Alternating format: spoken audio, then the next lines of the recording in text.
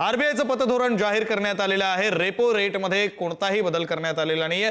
5.25 इतकाच repo rate ठेवण्यात आलेला आहे। याचा अर्थ कर्ज अधिक महाग होणार नाहीत आणि तुमचे ईएमआय वाढणार नाहीत। रिझर्व्ह बँकेने डिसेंबरमध्ये व्याजदर 0.25% कमी करून 5.25% केलं। आरबीआय बँकांना ज्या दरानं कर्ज देते त्याला रेपो रेट म्हणतात। जेव्हा आरबीआय रेपो रेट दर कमी करते तेव्हा बँकांना स्वस्त कर्ज मिळतं आणि हा फायदा त्यांच्या ग्राहकांना मिळतो।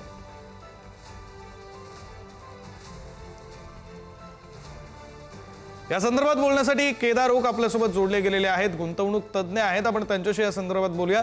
केदार ओक सर, आधी तर सरळ सोप्या साध्या शब्दांमध्ये प्रेक्षकांसाठी याचं विश्लेषण की रेपो रेट म्हणजे नेमकं काय आणि त्याच्यात फरक न पडल्यामुळे सर्वसामान्यांच्या आयुष्यावर काय बदल होणार आहे आणि मग गुंतवणुकीच्या अनुषंगाने काही सल्ला या सगळ्याच्या पार्श्वभूमीवर द्यायचा असेल तर? बेसिकली रेपो रेट हा इकॉनॉमीच्या मॉनिटरिंग पॉलिसीसाठी केलेला एक डिव्हाइस आहे। जसं आपण हाऊसिंग लोनचे रेट डिसाईड केलेले असतात, आपण जेव्हा एखाद्याला लोन देतो आणि बँक लोन घेते याच्यामध्ये जी तफावत असते याच्यावरती साधारणतः रेपो रेट ठरवला जातो आणि हा आपल्या इकॉनॉमी प्रमाणे मॉनिटर केला जातो। गेल्या काही दिवसामध्ये गेल्या वर्षभराचा अंदाज घेतला तर जवळजवळ 1.25% रेपो रेट आरबीआयने कमी केला होता, कारण की सरकारचं धोरण कॅपेक्स मधून कन्झम्पशन वरती गेलं होतं। म्हणजे त्यामुळे तुम्ही हाऊसिंग लोनचे रेट कमी झालेले बघितले, जीएसटी कमी झाल्यामुळे कन्झम्पशन डिव्हाइसेस थोडंसं वाढलेलं बघितलं। थोडक्यात बाजारात पैसा येण्याकरता ज्या गोष्टी लागतात त्या गेल्या काही दिवसात आरबीआयने मार्केटमध्ये येण्याला सुरुवात केली होती।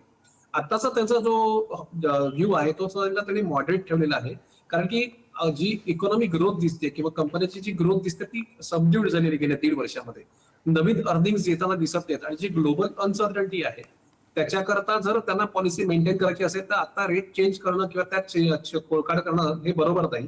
त्यामुळे त्यांनी तुर्तास तरी तो रेट अनचेंज ठेवलेला आहे आणि पुढच्या 3 महिन्यामध्ये आणखीन आपले इयरली रिझल्ट येतील।